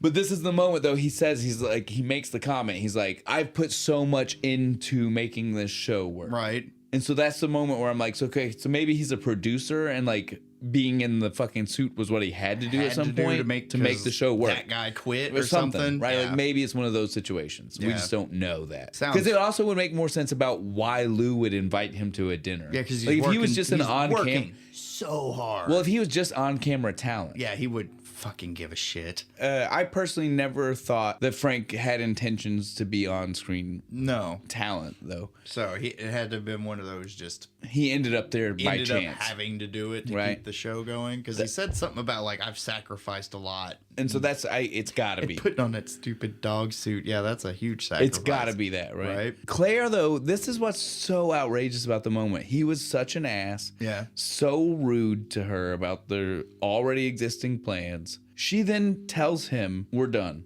Yeah, we're going to go We need to take a break. I need to go my way. You need to go your way. So, again, that means this is 1972. Yeah. They've been together for 3 years. 3 years by this point? At the least 3 years. He just waves at her. It's like he didn't. Even the way he talked to her after she said it was like he didn't register what was being said to him. All right, bye. I'll see you if I see you. Right? They've been together long enough that you know when you're fucking up. You know when you're fucking up bad. You know when you've crossed the line. You know beforehand, and you purposely made the decision to cross the line. As soon as you say it, you're like, none of that was going on. Nope. He's just completely oblivious. Like, up, back to the show. Put my dog head on. Bye-bye. And so again, at this point, we see Frank. He's speaking like he is learning, right? Like we're hearing him say some stuff like, "God, I'm a fuck up. Yeah, I messed this up. What was I doing?" But as he is saying it, he starts to transition it back into how he's right now. She must be wrong. No one could actually be that good of a person. That's some bullshit. I don't believe it. As he is making this transition from like he's on his way, he's making this change, into spiraling back into being dumb fuck Frank. We see the Ghost of Christmas Past up on the monitor, and he was like, "All right, deuces, I'm gonna leave you back in the past. You know what you're doing." And so he freaks out for a split second. Frank is like, "What are you doing? What? Don't leave me You here. can't do that. You can't do that." And then we see we're back on set. He wakes up again. I love that. That's how they keep getting him. Yeah, right. They keep making him feel like he is having weird hallucination acid naps, right? Or some shit. Naps. Because they always make him wake up. Right, because he kind of wakes up. He's on set. They're doing their scene and shit, and something the bitch says is like poignant to him and what he just went through. So he whips around. He's just like, "You know what, bitch? I did make the right decision. So you can shut your goddamn mouth," or something like that. Well, and the actress though was in a scene with Buddy Hackett, so he starts screaming this in the at middle her, of and it scene. Interrupts the scene with Buddy Hackett. Then he transitions into yelling at Buddy Hackett because Buddy Hackett was like, "What are you doing? Are you crazy?" And so he's like, blah, blah, blah, blah. And everybody's like, "What are you doing to Buddy Hackett?" On, like, you know, right? like again, like he's our draw. You're trying to make our big name leave? Like he's the lead. What are you doing? Come on, Frank, you're the guy in charge. But he's like off in his own fucking shit. I think he's screaming at Claire that isn't there. Yeah, right? no, that's what it is. And then he gets the little card. No, because again, that's the moment he's having that. Again, he's continuing the conversation he had before, where he's like, "She can't be that good of a person. Nobody's that good of a person. I'm gonna go see her. I'm gonna go see her and prove it. I'm gonna prove she's a bad person." Rants the entire way. And so by the time he shows up in front of her non-profit organization, which is funny because he looks like a madman. He's yelling about how he's like, "If you were a good person, you'd have a building that I could find." And he turns around, he's like, "Oh, well, there it is. Okay, that's good. Let's go." He walks past Elliot in the trash. Yeah, because he's been He's been selling his blood, drinking the whole time since he got fired. In the 24 hours. He's all kinds. He's basically homeless now. Our homeless man Herman that we get to meet here in just a moment steals his pocket watch on his way into the scene where we meet him. Yes. Once Frank shows up inside the nonprofit homeless organization thing, he gets inside and he's just kind of still raving, right? He's something about going on and like, if I want a wife, I'm gonna buy one. And the volunteer sees him and she thinks he's a stark raving mad homeless man. Yeah. And so she gets him a blanket, puts him by the other people. Right. And she's like, you just stay here. I'll try to get you some food. I'll be right back. And he's like, okay. And he's kind of stark raving mad still. And we have Herman, our guy, come. Again, he just stole poor Elliot's Christmas watch. And his buddies. I don't know the other dude's name. They tell us, but I can't remember. Either, but Eva. Ava. It's Ava. Did you see who she was or who was playing Ava? No. It's Mama Fratelli. From the Goonies. From the Goonies. Yes. Again, that's our second Goonies. Richard Donner, God bless him. Yes, he's so That's good. the mom from the Goonies and Mama Fratelli from the Goonies. That's both of the Mas. Both of the Mas. From the Goonies. But yeah, I love her. She's also in Throw Mama from the Train. Yes. Keeping in the Mamas. Mama. But yeah, she is a great actress. She's good. I love her. She's great in the scene. Right. Every one of these homeless people are just batshit in their own right. This is what's beautiful about her, though, is that at this point, for some reason, Herman and Herman's friend that's with him, we'll just call him Tom, because we don't know. Yeah. Herman and Tom. Yeah. Sounds good to me. Herman and Tom have both decided for some fucking reason that Frank is Richard Burton. And I don't know why. And they keep calling him Dick. But the beautiful part is, so they're already calling him the wrong name. Right. Ava starts calling him Dave. She's got a different name than the name they're calling him. They're trying to get him to like drink this hooch. And so they keep calling him Dick, except for her. And she's like, "Come on, do it for me, Dave." Right? He kind of fake drinks it. Yeah, he pours it straight. Like so she can't see it, but it is straight poured on the ground. Yeah. He's like, yeah. There you go. But again, the two guys keep hitting the dick, and they start hitting it hard, right? They're like, Dick? Can you give us a little Cleopatra or some, what was the other? They think he's Richard Burton. And it's funny because finally he breaks. He breaks, right? He's like, why do you keep calling me Dick? He does Mark Anthony. Well, before he does it, he says to them, he's like, oh yeah, why do you keep calling me Dick? I'm sorry, Mr. Burton. Do we not know you well enough to call you Dick? Because I thought after the one movie that we did together and stuff, like these guys think they were like, yes, yeah. But he does a really good. Yes, no. His next thing, as soon as he finds out that's what they thought, he does an amazing Richard Burton imitation. Cleopatra. Yeah, it's great. With Liz Tyler. I can't do therefore, it. But I foresee, therefore I forswear. His head upon the Bill Murray's head swings. It was great. So crazy. But yeah, so he's there to see Claire in the middle of his imitation here. Yes. She hears him and looks over and is like, what is going on? What the fuck are you doing? And so she rushes over and he starts to have a conversation with her. Yeah, he's like, the crazy thing happened again, and here I am, and fuck this, let's go away. And she's on board. Too late. Yeah, she's totally with it. This is what I said before, right? It's amazing that he is as crazy as he is, both in like this moment, really crazy, and before as in just an asshole crazy. The dormouse. Yeah, he's just an asshole kind of crazy then. But he's just crazy. All around in a way you wouldn't deal with, right? Like both, but either asshole or just crazy. I'm sorry, you were just doing Richard Burton impressions for homeless people. I'm gonna go. But yeah, she's 100% still on board. Right. But then the volunteers show up and they're like, "We need you to do this and this," and he freaks out. And he's like, "You fucking do it. You should fire these fucking people." Again, they're volunteers. Yeah, he's like, "I can't fire them. They're volunteers." They don't have to be here. There's a great line. He's like, "Yeah, they're volunteers because no one would pay them. They are like this every day of the year. I guarantee it." Then he hits her with the advice. Yeah, scrape them off. You want to save somebody? Save yourself. Yeah, fucking cynical as fuck, God dude. damn. Jeez. But that is a piece of advice, and again, she does have to actually do the job because she is the only person being paid to do this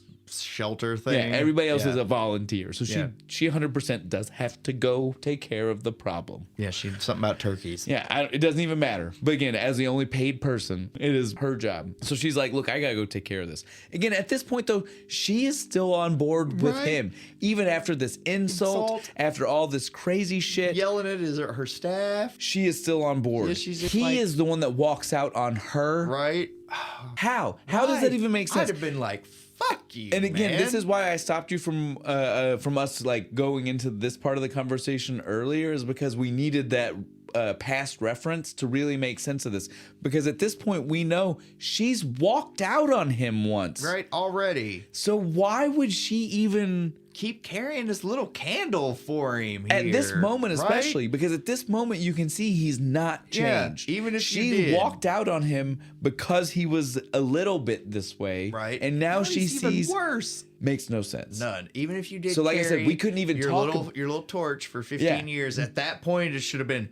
Yeah, we couldn't even properly talk about this before without having that reference, because now that we know that she made the choice to fuck off already. But we're finished here. Right, he's learning his damn lesson, I guess. But yeah, before we completely walk away from the scene, though, in case you needed the last little bit to drive home for you that this was a Christmas Carol, he hits her with a bah humbug. I was waiting for it. I was like, there it is. And poor Herman on the outside, he's just like, hey, Dick, you got $2 so I can heat my house? You can go in there. He's just like, I heard there's... He was like, I blew it all on Liz. There's some real suckers in there. Go ask them. Now we get to see a moment of what's going on set. There's a scene. I have a problem with this, because we hear the scene, right? Buddy Hackett clearly misreads his lines. He says sea urchins. He really does. Right? And then Bryce, again, I hate Bryce. He's a dick. But Bryce calls cut, and he calls him on it. He says, you said sea urchins. You said the line is clearly street urchins.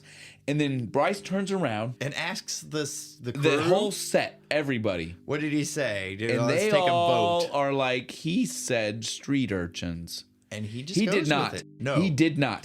That motherfucking man clearly said sea urchins. It's a good thing it's just a fucking rehearsal. Like, and I'm not even worried about fucking captioning. Captioning did tell me he said sea urchins too. Yeah. But regardless of that, I heard him. I can clear as day say sea urchins. Why do I have to be accosted by these bloody sea urchins? And then he even follows it up with, "Why would I say sea urchins? He's like, why would I say that? I wouldn't. That doesn't even make sense." I bet you did, buddy. Right? You did. Now, I don't know if Bryce was just like, this is maybe like, his ass. Yeah, right. This is his LA way to like non-confrontationally handle the situation. Is they're not as abrasive out there. A New York executive is just like, no, you did it goddamn wrong. Now do it fucking right. Do it fucking right. Yeah. LA's like, no, baby, you know, it's all cool. It's okay, but we're gonna try one more time. How about you try it? Maybe it sounds better. Maybe we're gonna do one more. Well, maybe this will be good. Once this moment finishes, Bryce yells, "Everybody go to lunch." Yeah. That's when Frank officially rolls back on. And this is such the passive aggressive bullshit from Bryce, right? Frank is like, look, me and you need to talk. Yeah. Right? And then Bryce goes, oh, you need everybody? You need everybody to hear this? You want to tell everybody they can go. You want to be the one to tell them they can go to lunch, right? Oh, I can handle that. Hey, everybody. Frank has something he wants to say to you guys. With the bullhorn. And he turns it back around. And Frank even tells him again, he's like, no. We need to have a talk. We need to have a talk. And he still blows him off. He's like, yeah, I got to go talk to Preston about something. And so he walks off. As soon as he walks off, all the lights on set shut off. This is my favorite part. As soon as they shut off, this is when we get the best moment, the best ghost, the best everything, dude, all around encompassing. I'm calling it right now. This is the best Ghost of Christmas Present in any iteration. No, that's definitely true. But again, this is like the best scene in the movie. Right? This is the best moment. This is this is great. This is great. So we see Carol Kane. Yes. Shows up out of the darkness, right, with her like dancing sign. Yeah, she's doing ballet. She's clearly she's in a unitard with wings. She's clearly supposed to be a take on like a fairy godmother, right? Like she is definitely a ballet fairy godmother. Yeah. Why that's what her take is, I don't know, but that is what it is. She pulls it off. I don't understand the take. That's what it is. But beyond that, she is a violent, Yes, fairy she godmother, is. right? Fucking- The only way her magic works in the scene is if she hits him, Right. punches him, kicks him, bites him. She pulls has to hurt him. She has to hurt She him has to hurt somehow. him to make her magic work. Because every transition is precursed by a punch. So when she first shows up, he's trying to figure out like what the fuck is going on. Because again, this is drastically different than Cabby guy. Yeah. And so he's like, I don't even understand what's happening. And so she's dancing around, punches him in the face, right? And they end up in first one is Yeah, it's Calvin. It's They're Calvin over at and Grace. They're at Grace's place. house. This is where we see full picture, right? Yeah. This is where we finally know she's a single mother. Single we know that mom. her husband has died. We know that that's when Calvin stopped speaking. Stopped talking because he saw it. He saw watched it. his He's dad not done die. anything since then. But he's a really smart kid. He's super smart because we see the puzzle. The puzzle. None of the rest of the kids can Yeah, figure it out. he Not does. only is he super smart, he's seconds. super smart and he doesn't care that they don't know. Yeah. Not it only makes like him he did it happy. on his own Yeah. and didn't show He them. takes pride in it. Yeah. He doesn't give a fuck if anybody else knows. He's like, I know I can do it. He is smart. Yes. It's He's, the best way to he's fucking locked be. it away. Don't worry about other people. Yeah, he's locked it away. Not that he is a problem, right? solved That's what that we're puzzle learning. in like 2 That's- seconds. That's what we're supposed to learn here, right? Like Yeah. we're learning that he is. It's not that he's not speaking because there's an issue. Yeah, he's just locking it all in his head. He has Storing made the information. choice. Yeah. It's to like, not I'm just speak. not going to talk. And I mean, we don't need to spend any more time here. That's the focus. nice, happy The beautiful family. part of the Ghost of Christmas Present is that we don't need, like, most of the scenes, they might play out kind of long, but they're really just to show us like one thing. And we can kind of cover those really quick. These people are doing on As Christmas. much as we love her, Yeah. we don't need to spend a lot of time. The beauty is just that, again, when you watch it's just watching her interaction. Right. We could spend hours she's trying to got tell this- you how fun it is to see it, but we won't do that. Yeah, We'll she's just got let you the know it's super manic fun. Pixie energy. Yes. It's great. This time, right? Isn't this when she paints the She paints an X on him and slaps him, and then we're on to his brother's house. his brother's apartment, which is again, it's an apartment, but in the way that in New York you would own an apartment, Yeah, right? and Like he's, like, it's not like a fixing it up and rentable shit. apartment. Like he owns the entire like floor that Floor he's and in. shit, Yeah. yeah. You see, it is in grotesque state. Yeah. This is my favorite. This is my favorite scene in the whole movie. Like even like saying that 'Cause we like get her shit. in general Yeah. was my favorite. But this is our family. Yes, this is what we this do. is what we do. We play Play Trivial fucking Pursuit. board We games play and board Trivial games. We do Pursuit. stuff like this. So it's Christmas Eve. I still hate Skip Bo. I mean, you all let me believe till I was 5 years old that was a rule. Bo gets skipped. Moving past it. I love this scene. Again, this is two Yeah. more Murray brothers. Yes, the other. So like we said, the James, other Murrays. James, as we mentioned earlier, is one of them, and then also this other male, not the crazy long-haired Jerry curl guy. Jerry curl You know the guy? one I'm talking Yeah, I about? know who you're talking Not about. him, obviously. Yeah, but the other one that kind of looks like looks a Murray. like James. Yeah, that guy is another Murray. Murray. He is Bill Murray's. I meant to say other. another Murray. It's okay. Murray, He is definitely Bill Murray's other little brother, I think. It's great. They're having the scene. They're playing Trivial Pursuit. I want to point out James got nothing but easy questions, and he misses all of them. All of them. He's stupid as fuck. How do you miss whose boat was Well, the Gilligan we're not even Islands getting there. and The shit? first one is what instrument does Lurch play. It's Yeah. a fucking harpsichord. How do you miss that, James? But so they're playing, they're having fun, but in the middle between questions, They open presents. they decide to take a present break. Yeah. And they're talking about James's brother, and he's like, "Yeah, I got him. It's sappy. I gave him this cute little picture frame. I made it with my own little hands. And so while he's talking about that, that's when his girlfriend brings over Wendy. His girlfriend Wendy. I only point out her name because later on, for some odd fucking reason, Frank makes a point on TV to say her name, point her out. as if he didn't know it or something, Yeah. right? Like he's like Wendy, Yeah. and she's touched by it Yeah, too. she's like, oh. I'm It's like, so strange. I don't know if there's a deleted scene somewhere that explains Explains that? why that is there. There might because be. it doesn't make sense really in what doesn't. we've seen. Apologizing. But so because being a they make dick? it a I big don't point know. later, I'm gonna make it a big point right now to let everyone know her name is fucking Wendy. Yes. Wendy brings over the present from Frank since he was talking about what he had given his brother. Yeah. And we can assume that's supposed to be their cousin because he did tell us that this was a family dinner. Yeah. The And we know family that they dinner. don't have another brother, so that means that this guy that looks like them must be a cousin or Cousin something, or right? something, yeah. Something like that. That guy's already kind of mocking Frank. Like, what did Frank get you? Yeah, what did he get you last year? A shower curtain or Right, something? yeah, And yeah. Frank's over. He's like, it was a nice shower curtain. James, yeah, no, he's like, Yeah. it's a nice shower curtain. Had the Thank IBC you. logo on it. It was great. It was, I it was love nice. that It was thing. great. He loves his brother for No, and that's what he even some says. reason. He's my brother. I don't care. Right. Because they're like, why do you keep inviting him even though he doesn't show up? Because he's my brother. Man, it's like, Yeah. oh, I get it. You're that guy from the Christmas Carol. Yeah. But so he opens up this present, which we all know is supposed to be a fucking towel. That's what he said. He told Grace towel. Towel, even. He said it real harsh. What does he open? It's a fucking nice-ass VCR. Philips VCR, top of the line. And recorder. It records, too. It doesn't just play the VHS That's tapes. right. You can record stuff off TV. We see the Very nice little important. moment where Frank flips the fuck out and he was like, I didn't get you that. My ex-secretary. Right. I love the way he said it. The way My ex-secretary. Yes, the X turned into the S. I loved it, dude. Right. I love it. Like, that is one of those things that's imprinted in my head forever. Yeah. The way he says that. Ex-secretary. Grace got it for you. Right. I love this because we already had the moment where she made him negotiate that she's supposed to get a raise. Right. I think it's crazy that she didn't immediately punch him. Right, just when he hit said him ex-secretary. But she didn't. She lets the rest of the scene play out. This is where we hear the next question is what's the name of the boat that took the crew of the Gilligan's Island on their 3-hour tour? And they can't figure it out. The SS Mackerel? Wendy and James Jamaica. are the dumbest people ever. They've never watched TV. And so literally while this is going on though, Frank is like, stop. I want to stay. I want to stay. I want to this. see this. I know this. And again, I want to point out the ghost hits us with the truest of all facts. Right? Everyone fucking knows this. She's like, everyone knows I this. was 8 years fucking old and I fucking knew this. She is right. Yes. Everyone knows this. We're going to say it now. Minnow. It is the SS Minnow. It will be said later. Don't worry. The movie is the same way because they agree.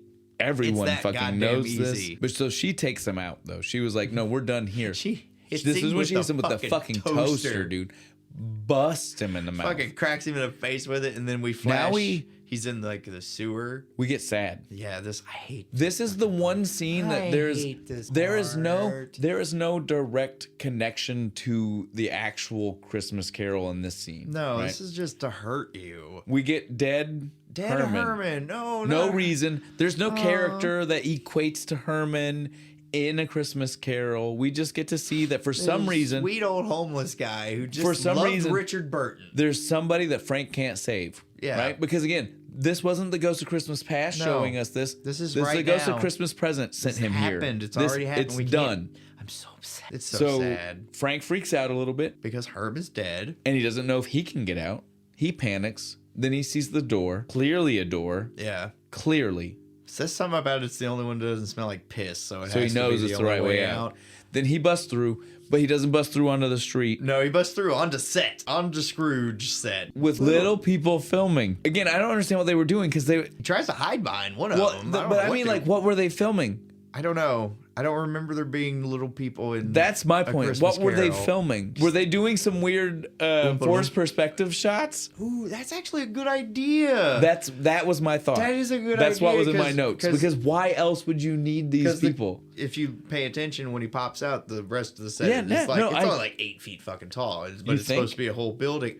That's a good idea. I don't even remember where we were now. He was on the set. Yeah. Yeah, so he's on the set. Bryce sees him. Bryce He's is like, what the hell is dude, going we've on? been looking for you. Dude, we're worried about you. Right, And so, just- but he says worried, but basically Bryce is like, we're going to lock you away in your fucking place Office, and so I'm that way gonna- you can not bother me as While I I take your spot. usurp all of your kingdom. Right. I am so happy that you are having a nervous breakdown. It works so great for me. But can you kindly just hide in your office until you get fired? So they And- go to the elevator. And before he gets on as the elevator love this. opens, we see this freaky looking skeleton face. What is supposed to be the Reaper. ghost of Christmas- Christmas future, but it's the ghost for the play. The For play. for the But production. Frank don't know that. No, get out of here. These come for me. I know what you want. You come and get it, you pussy. And so then that guy is freaking out, and Bryce comes up what like the fuck? freaking Quit out. scaring Frank. Get out of here. The way he Frank is like, Uh, someone give him a raise. right.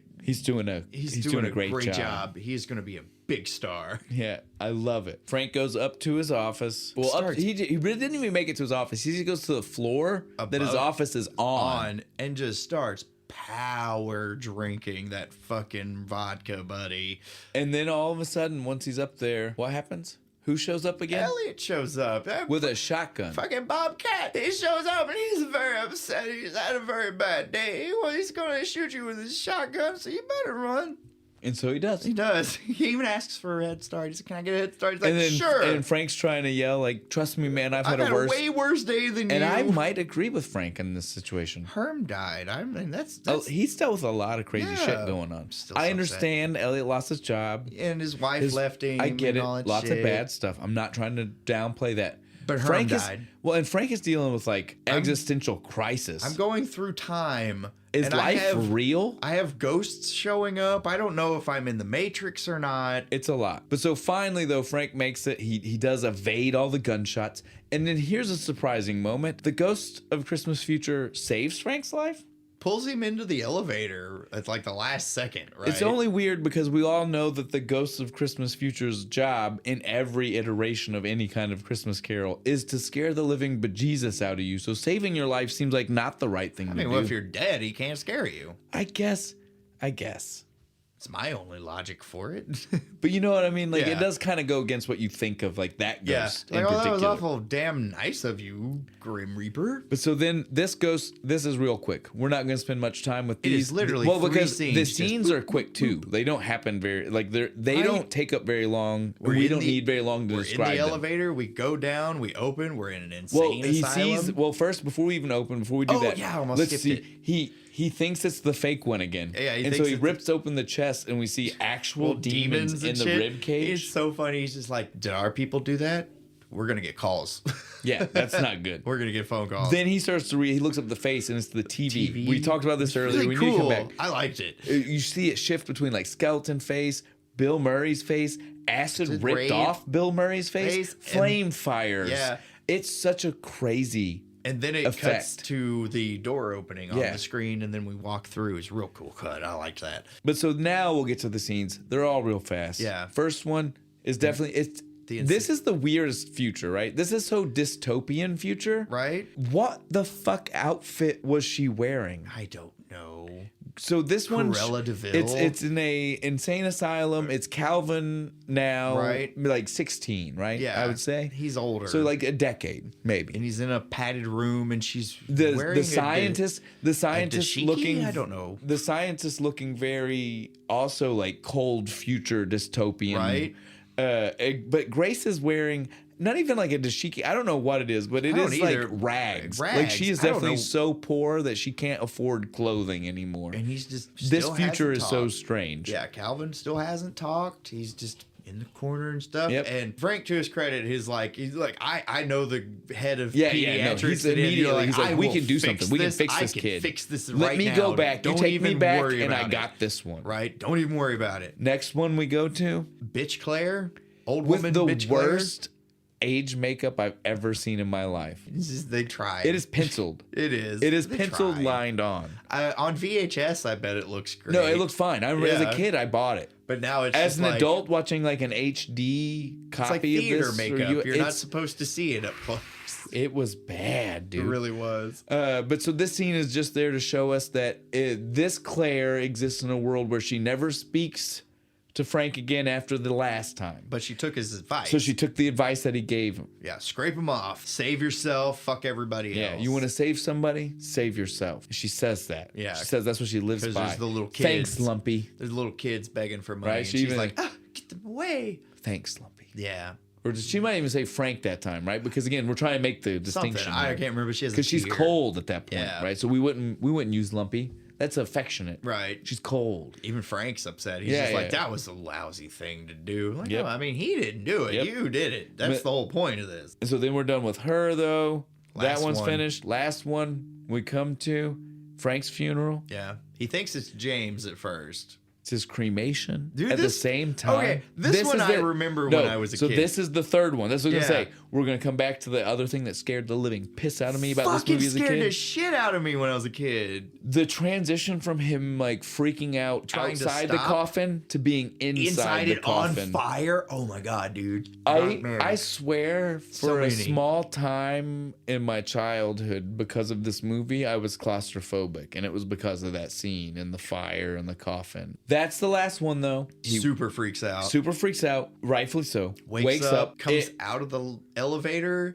Back, I'm alive! Straight back into Elliot's arms, essentially. And Elliot's like, not for long. What? Yeah, I'm going to shoot you anyway. And he's like, no, you're not, because I'm a different guy. Because at this moment, like, even more so than in any other version of A Christmas Carol you've ever seen in your life, like any kind of crazy, hyper manic mode Ebenezer Scrooge you've ever seen. Michael Caine in The Muppets didn't even do this. This Bill Murray as Frank in this scene is so not even the scene. From this point to the end of the movie, the manic fucking phase that he is in is ultimate euphoria of like, I get it now. He's a literal different person than he's been the entire rest of the movie. Elliot's like, he's like, I'm confused. I came here looking for Frank Cross, and you are not. And he's just like, that's me, but it's not me.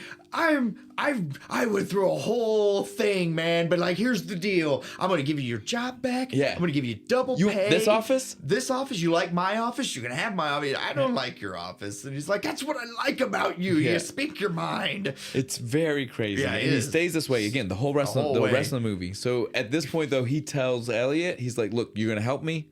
You're going to go down to the control room. Yep, here's your shotgun. You're going to keep everybody down there. Take your shotgun back to him. Frank then heads to set. When Frank gets to set, he's like, again, as soon as he gets there, people in the control room are like, oh, hell no, we're going to stop this. Then Elliot shows in. You're going to just keep the camera on him. He ties up Bryce, keeps him like tied up so that way the censor lady who's been getting beat up can start sexually assaulting him. For real, like once they do the mistletoe thing. Well, it kind of starts now. She starts eyeballing him right now. He's got mistletoe right next to his head. Know.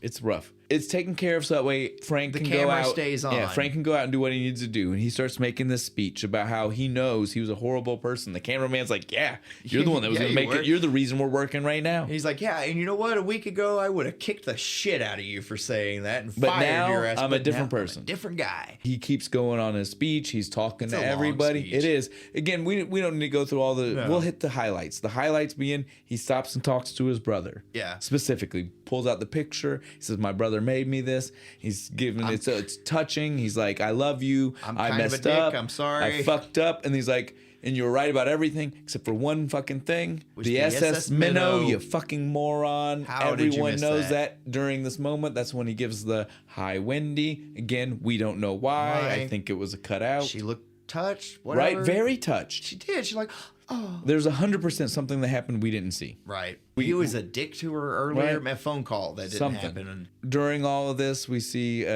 what's his name, the exec guy, right? Mr. Rhinelander. He is flipping his shit. But we do get the payoff for the cats thing. Yes, no, I was right to say because right before Frank starts his tirade, there's the scene with the dormice and the cats are all pawing at the fucking thing. Yeah, he's like, I told you. He's freaking out. His wife tells him though. No, it's cool. Let him speak. He's going somewhere. This. He's going somewhere. Yeah. Let him cook. Yeah. Let him cook. And so he does. He keeps going. He's literally, at this point, he's just like pouring from the heart, touching like real speech about like Christmas and what it means and how you should, and not even Christmas anymore, just about how you should change your soul, right? He starts getting like, want to do nice things because you'll get greedy for it, and then you'll again, in the real world, we could have all made money by getting this guy sent to the loony bin. Yeah.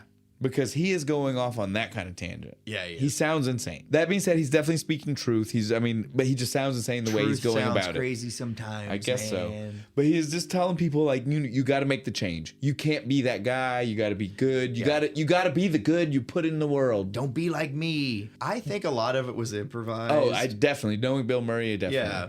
But during all of this, though, he does start to make a call out to Claire to come see him. And we see Claire hear it. All the people that she works with in the homeless shelter are cheering for her to go. He even says something about like he brings up the Kama Sutra again. He's like, we can try this one and stuff. That one black lady, she's just like, ooh, damn. He goes, you know the one, And it's we like do this, and we do a little bit of this, and before when we tried it, we both kind of had a problem. But Right. I think the way I am right now tonight, I think we can do this and avoid any kind of personal injury. any physical or psychological injury. I loved it. It's so good. Great. And then so she's like, okay, I'm gonna go. As soon as she walks out the door, goes to Christmas Past. Right, shows up in his cab. He's like, I can get you there quick. Can you What get floor? me there in 3 minutes? And she's What like, floor? what floor? Yeah. With his cigar. I loved it. So great. Again, guys, you can already tell what's happening here. Right, we're we're getting building to up. the It's end. basically done. Right. She shows up. He continues his speech. He's going on about how it's great and everything's good and Love each other and all this that shit. moment's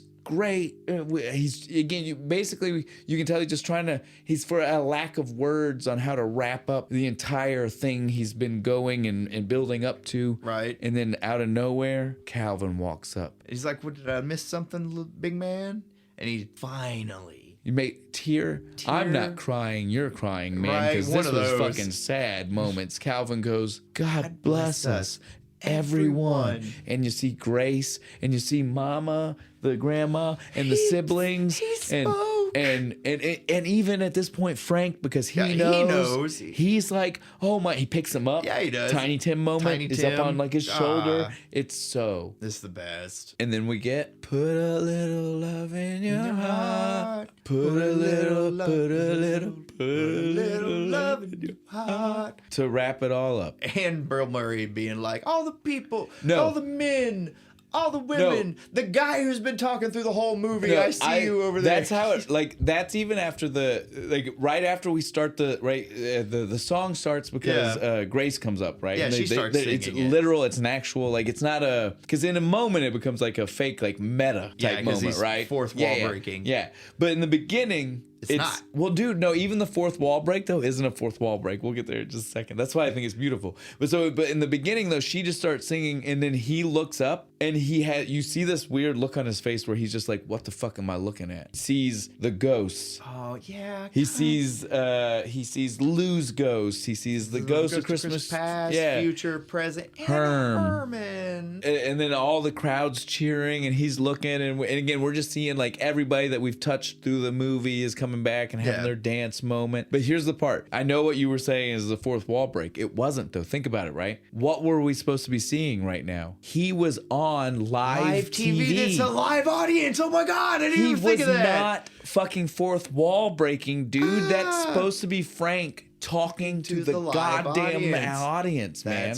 I didn't. Or even not think of even that. even if not being the audience, it's him being joking with the people at home. Yeah. But at no point was it supposed to be Bill Murray talking to us. But the beauty here is that when you're in the theater, if you would have seen it in the theater, you wouldn't have thought about that. You would have thought it. And so I was like, man, could you imagine how fun it would have been to be a person in the theater? Right. And like when he said only the men, and men started singing and he's it. like, only the women. No, the real women. And they start, you know what I mean? Like, how fun would that have been? Now just the guy who was talking through the whole movie. You know I who see you are. I see you over there. But again, though, it's a beautiful moment because it wasn't fourth wall breaking, but they wanted it to make you think it was. I didn't even think of that. It's genius, now right? my mind is blown, It's dude. I'm over genius, here. I'm dude. like, dude, that is so much better than I thought it was. All right, that's it, though. That was the movie. We're at the end. I loved this. I love Scrooged. This It's is a great great. movie. It is literally one of those movies I watch. I have watched every Christmas since I was 7. So at this point, we're talking more than 30 I regret years. that I haven't watched it in like 10 years or so. I have to watch it more often This is now. more than 30 years of Christmases that I've watched this movie. Yeah, I got to catch up then. Yeah. Fuck. Yeah. What did you think about the beer, man? Dude, this is better than the other Great Lakes that we had. Like The regular Christmas ale? regular Christmas ale, the bourbon barrel. Get it. It's a little more expensive, but it's fucking worth it. Like Yeah, so again, we already said that the regular one was subtle. subtle, yeah. This was phenomenal. Phenomenal. Like, the cinnamon is almost not there, right? Non-existent. But the vanilla-y caramel that from comes the from barrel is delicious. And so, even if the cinnamon is there. It's just like accentuating that flavor It's more just so than accenting the vanilla and caramel. It's great. So good. This is maybe one of the best beers. Yeah, like I don't know if I want to go out on that limb yet, but it's definitely pretty far. This is the best one we've had so far. I'm going to throw that out. My cup is empty. I destroyed it. It's great. I'm not complaining. I'm not arguing. This was a good episode. I've been having fun. What about next time? What are we drinking next time? Yeah, that's on you. Usually you ask me that. I do. You jumped the gun. I fucked it up, but we are drinking Beta. With an exclamation point. With an exclamation point. Very important. A Beta Brewing Company's Christmas Ale. I'm excited. None of these have been bad so far. We came in with expectations to maybe be let down. Yeah, I was expecting all these Christmas ales to be fruitcake in a can. None of them have been so far. I've been pleasantly surprised. Yeah, so I'm excited for the next one. I can't wait. Me. Again, guys, that's going to be our last Christmas movie. No hints, no clues, nothing going on here. Just one of my favorites. I will actually give you guys a little bit. This is not a hint or a clue that will help you in any way, I don't think. It is newer. It is far, far newer than any of the other Christmas movies we've done. We're going to end it on the newest. Newest. This is not something I would call a classic. It's not old enough to be in that kind of category. This is if I was a betting man, in the realm of Christmas movies, this is brand new. If I was a betting man, I'd bet you haven't seen it. I think we're done, man. Why do you have demons sticking out from under your goddamn shirt?